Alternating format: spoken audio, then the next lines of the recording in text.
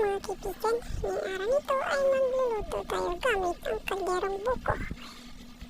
Maluto kayo ito mga kaibigan, hintayin mo matapos ang video nito at malaman natin kung naluto ba o hindi naluto ang pagsain natin sa buko.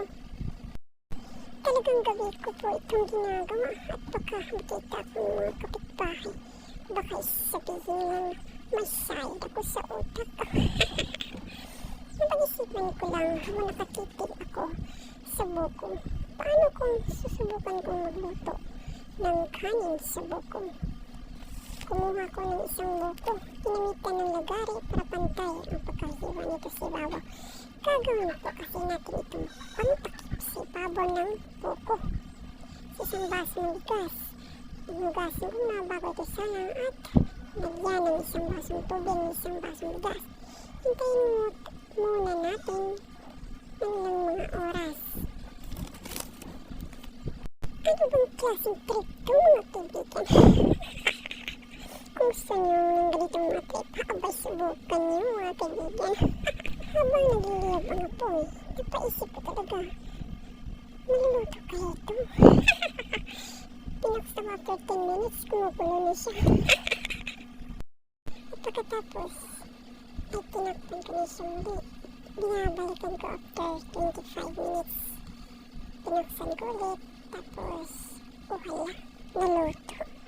At naluto ito mga kaibigan. Ay naku, naluto talaga sa buko. Naku, subukan nyo mga kaibigan para masabi hindi ako nagsisinungaling. Baka sabihin nyo naman, ay hindi yan legit. Itingnan natin. Ayan, luto-luto talaga mga kaibigan. Tara, kain na tayo. Ipinapakita ko talaga sa inyo na lutong-luto na talaga. Ayan, gamit lang kalderong buko ay maaari na tayo makapagsain ng kanin kahit walang kaldero. Punta kayo sa ilog, hindi kayo magdala ng kaldero, tapos doon kayo magluluto. At kung nagustuhan niyo naman ang aking video, ay pakisubscribe naman po para gawan ko rin ng iba pang mga video. Grabe oh, kala nyo hindi mainit. Nag-acting lang yan talaga para medyo hindi halatang sobrang init. At kung magtatanong kayo kung anong lasa kapag ang buko ang ginagamit sa pagsain, ay parang may kunting aroma lang ng parang binalot ng dahon ng saging. Ayan, hinintay ko muna. Ano ba hinintay ko? Ang dami kong background.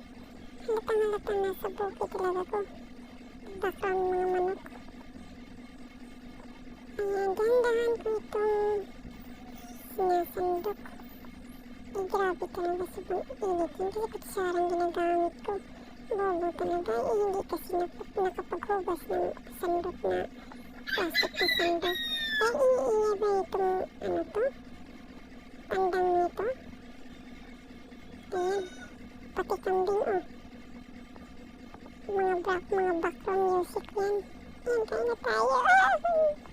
Ayan. Ang ulo po natin ngayon ay asyawin. Sunod talaga ang buko. Ayan. Ang buko. At sunog na sunog. Ayan. Hindi pa ako isang kumain ng dalaw pa kami baka sabihin nyo laki ng dyan. At kung nagustuhan nyo naman ang aking video mga kaibigan, ay paki-like, share, and subscribe po sa aking channel para gawan ko rin po ito ng iba pang mga video. Maraming salamat po mga kaibigan.